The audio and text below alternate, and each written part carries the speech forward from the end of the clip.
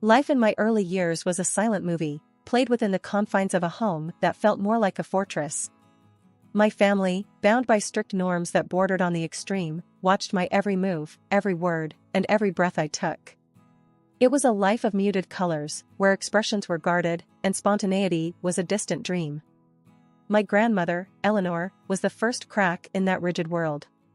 She saw the life I was living and decided it was no life for a child. With a determination that matched her compassion, she pulled me out of that house when I was 13 and introduced me to a world where love wasn't just a whispered word but an everyday reality. Under her care, I blossomed. I traded silence for soft laughter, restrictions for freedom, and fear for love. But the shadows of my early years lingered, shaping me into a shy, modest young woman whose comfort zone was the small, safe world I had built around myself. Web design became my chosen path, a career that allowed me to weave my creativity into the fabric of the digital world while staying within the protective walls of my home. My laptop was my window to the world, a world where I could be bold in my designs yet safeguarded from the direct gaze of society. On my 30th birthday, Grandma Eleanor decided it was time for me to meet someone, a thought that both thrilled and terrified me.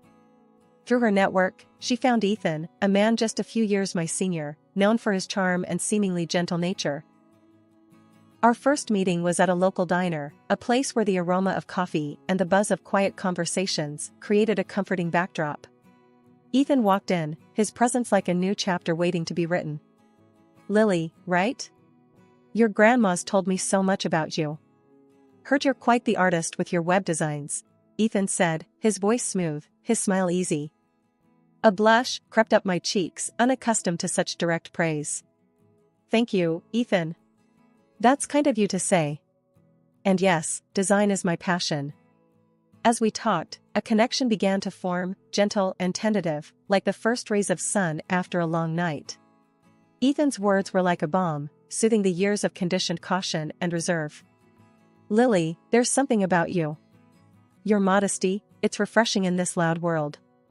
It's like discovering a quiet cove in a stormy sea," he said, his gaze holding mine with an intensity that stirred something deep within me.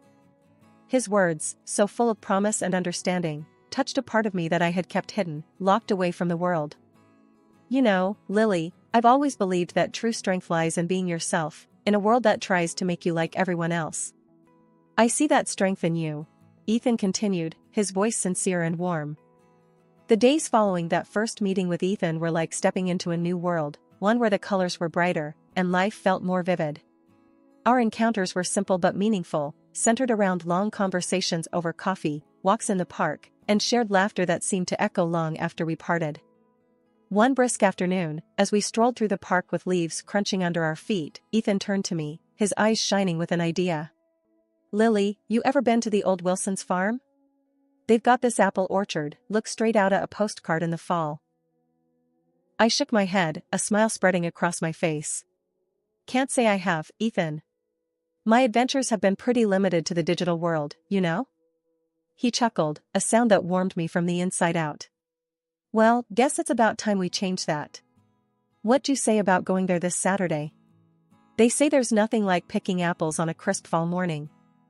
And just like that, our quiet, comfortable routine expanded to include these little adventures. Each moment with Ethan felt like a step away from my old life, a life of restrictions and silence, into something more vibrant, more alive. The days turned into weeks, and the connection between us grew stronger, more profound.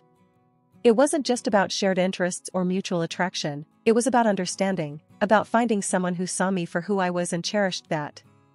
One cool evening, as we sat on a bench watching the sun dip below the horizon, painting the sky in shades of orange and pink, Ethan's voice broke the comfortable silence between us.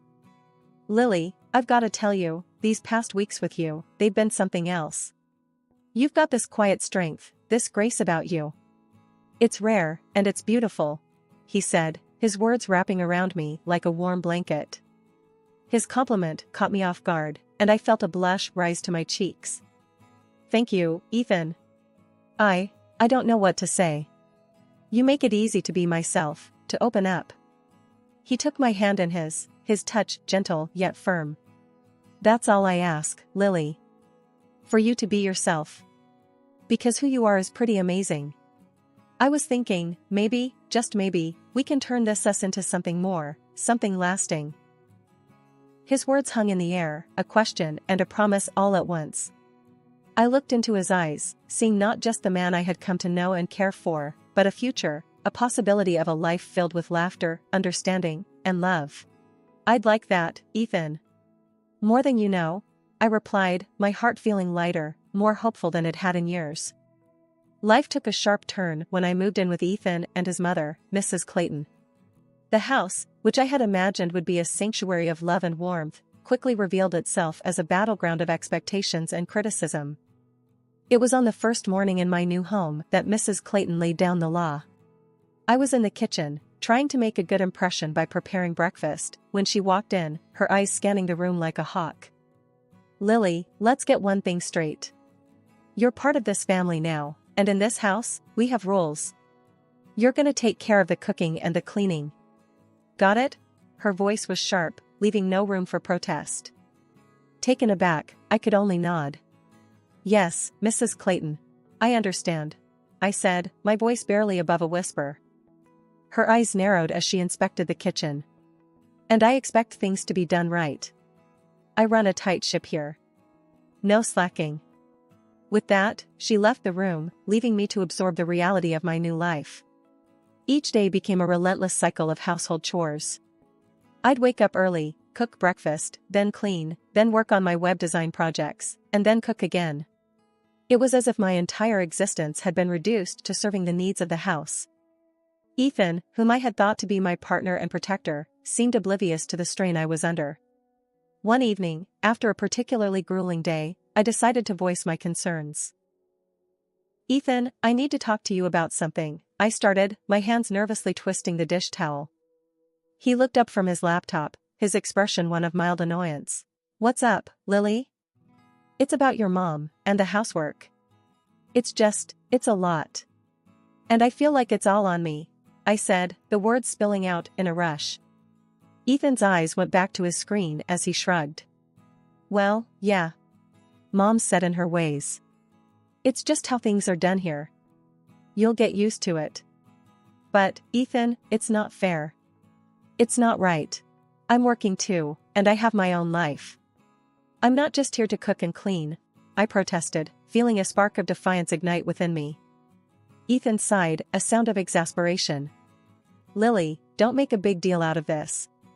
Mom's the boss of the house. Just try to keep her happy, okay? His words felt like a slap, a stark reminder that my feelings, my exhaustion, were of little consequence in this household. The web of control in the Clayton household tightened its grip around me as the days passed. It wasn't just about the cooking and cleaning anymore. My modest earnings from web design, which I had cherished as my own, became the next target in the Clayton family's playbook of dominance. It was a typical evening.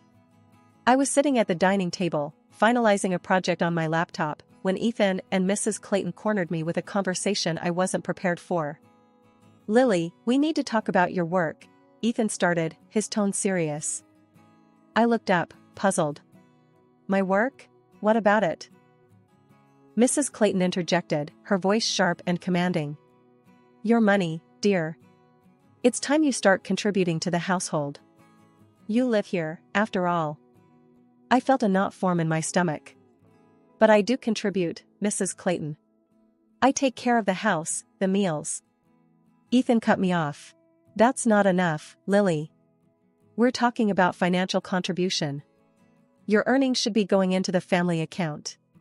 It's only fair. The unfairness of it all hit me like a wave. But that's my money, Ethan. I earn it. I have my own expenses, my own needs. Mrs. Clayton scoffed. Needs? What needs could you possibly have that are more important than this family?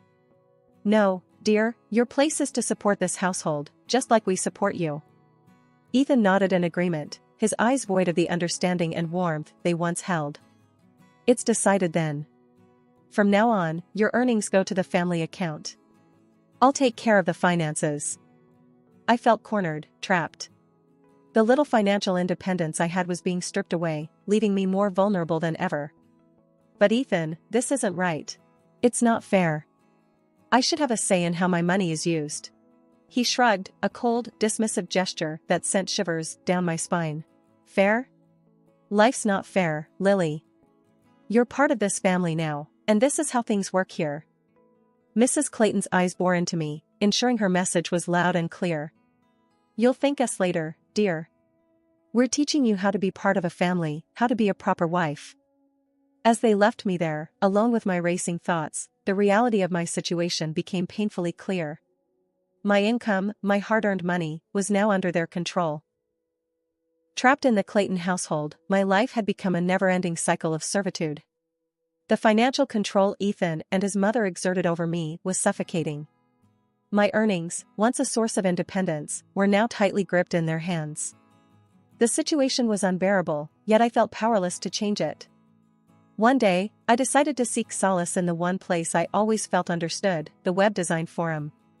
Typing away on my laptop, I poured my heart out to Sarah, a fellow designer I had befriended online. Sarah, I'm in a bad place. Ethan and his mom, they're controlling everything, even my earnings. I don't know what to do, I typed, the words on the screen blurring through my tears. Almost instantly, Sarah's reply popped up. Lily, that's not right. They're manipulating you. That's financial abuse, you know. Her words were a jolt of reality. Abuse? I typed back, the word feeling foreign yet painfully accurate. Yes, abuse. Lily, you need to protect yourself. Read up on psychological abuse and financial control. Knowledge is power, Sarah urged. Taking her advice to heart, I started reading. Books on psychology, articles on financial abuse, stories of people who had walked the path I was on. The more I read, the clearer the picture became. Ethan and Mrs. Clayton weren't just overbearing, they were abusers, using manipulation and control to keep me under their thumb. One evening, as I was absorbed in a book on psychological growth, Mrs. Clayton barged into my room, her eyes scanning the title in my hands. What's this nonsense you're reading, Lily? She demanded, her voice dripping with disdain. It's a book on personal growth, Mrs. Clayton, I replied, a newfound strength in my voice. She snorted, personal growth? Don't fill your head with such rubbish. Your place is here, taking care of this family, not reading silly books. But her words, which would have once sent me into a spiral of self-doubt, now bounced off me. I had begun to see through their game, to understand the dynamics of control and abuse. Ethan, your mother thinks my reading is rubbish, I said later that evening, hoping to find an ally in him. Ethan, however, was far from supportive. Mom's right, Lily. You're getting ideas above your station. Focus on your duties here. That's what's important. His words were a crushing blow, yet they only fueled my determination. It was clear now, I was alone in this fight. But I was no longer the timid, compliant Lily they thought they knew. The knowledge I had armed myself with was my weapon, and I was ready to use it. Life at the Claytons had pushed me to my limits. I had been enduring, silently suffering under the weight of their control and manipulation. But everything changed the day fate intervened in the most unexpected way. It was a regular morning, and I was out running errands, lost in my thoughts, when suddenly, out of nowhere, a car came speeding around the corner. Before I could react, everything went black. I woke up in a sterile hospital room, my body aching and my mind foggy. As my vision cleared, I saw Ethan and Mrs. Clayton standing by my bedside. But their expressions weren't of concern or worry, they were of irritation and anger. Lily, what were you thinking, wandering around like that? Do you have any idea how inconvenient this is for us? Ethan's voice was harsh, void of any warmth. Mrs. Clayton chimed in, her words sharp and cold. Yes, and now who's going to take care of the house, the cooking, the cleaning? You've put us in quite a bind, Lily. I lay there, stunned, not by the pain from my injuries, but by the sheer lack of empathy from the people I had been living with. I'm sorry. I managed to whisper, the words tasting bitter in my mouth. Ethan's face twisted into a scowl. Sorry doesn't cut it, Lily. We need you back on your feet, taking care of your responsibilities. This little stunt of yours is unacceptable. Mrs. Clayton nodded in agreement, her eyes scanning me with disdain. Absolutely. And once you're back, we expect you to make up for the lost time. No slacking. Their words, their complete disregard for my well-being, lit a fire within me. It was the turning point, the moment I realized that I was nothing more than a convenience to them, a tool to be used and discarded at will. Enough, I said, my voice stronger than I felt. I'm not your maid, not your cook, not your ATM. I'm a human being, and I deserve respect, care, and empathy, none of which you've shown. Ethan's eyes widened in shock, clearly not expecting resistance. Lily, you're not thinking straight. You need to calm down and think about your duties, your place in this family. But I was done. Done with being told my place, done with being treated like a nobody. My place, I said, my voice steady, is not here, not with you. I deserve better, and I will have better. The doctor walked in at that moment, breaking the tension. He explained my injuries, the fractures, and the long road to recovery. Ethan and Mrs. Clayton's faces fell as they realized the implications, the weeks of convalescence, the medical expenses, and the absence of their obedient housekeeper. Ethan, his voice laced with frustration, turned to me. If you think you're going to sit back and enjoy a vacation at our expense, you're mistaken. If you're not back on your feet and fulfilling your duties in a month, consider this marriage over. For the first time, his threat didn't scare me, it liberated me. Ethan, I said, a smile tugging at the corners of my bruised lips, I'm ready for that divorce. It's the best news I've heard in months. Their shocked faces were the last things I saw before they stormed out of the room. Lying in that hospital bed, I realized the crash hadn't just broken my bones, it had shattered the chains that bound me. A couple of days after Ethan and Mrs. Clayton's disastrous visit, a nurse wheeled in a small cart with my personal belongings, a bag that Ethan had left for me. Among the items was my laptop, my gateway to the world and, more importantly, to my independence. As I slowly, painfully opened the laptop, the screen welcomed me like an old friend. I was about to embark on the most crucial project of my life, my liberation. I began by drafting an email to my lawyer, detailing the years of financial control, emotional manipulation, and the recent threats from Ethan and his mother. My fingers trembled, but with each word typed, I felt stronger, more in control. A few days later, Ethan came to visit, his demeanor a mix of anger and disbelief. Lily, what's this nonsense about a lawyer? You think you can take me on? He scoffed, his voice echoing off the sterile walls. I looked at him, my resolve unwavering. It's not nonsense, Ethan. It's the truth. I'm done being your puppet. I'm taking back my life, my money, my dignity. He laughed, a cold, harsh sound. You? You don't have the guts. You're nothing without me, without us. But I wasn't the old Lily anymore. Watch me, Ethan. You and your mother have controlled and used me for long enough. Those days are over. His face reddened, a vein throbbing in his neck. You'll regret this, Lily. You'll come crawling back. I shook my head, a small smile playing on my lips. I'd rather crawl through fire than come back to you. After Ethan stormed out, the days blended into weeks. My body was healing, but more importantly, my spirit was healing too. I spent hours reading, learning, and preparing for the battle ahead.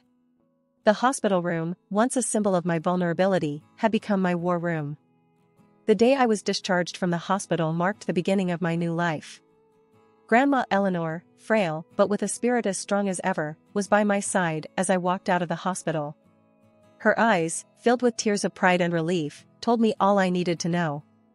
I was on the right path.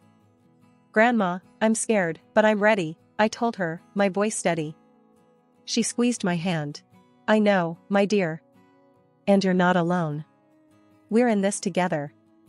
The journey back to Grandma Eleanor's house was quiet, but it was a silence filled with determination and hope. The old Lily was gone, and in her place stood a woman ready to reclaim her life, one step at a time. The morning of the hearing, Grandma Eleanor and I sat at the kitchen table, a silent understanding between us. Lily, you ready for this?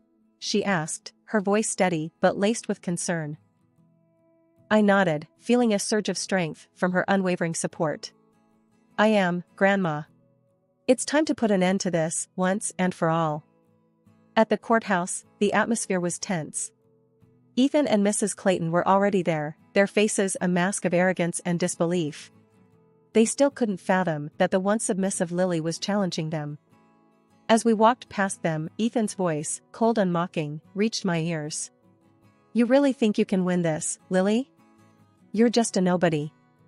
I stopped, turning to face him, my gaze unflinching. "I am somebody, Ethan. And today, you'll see just how much you underestimated me."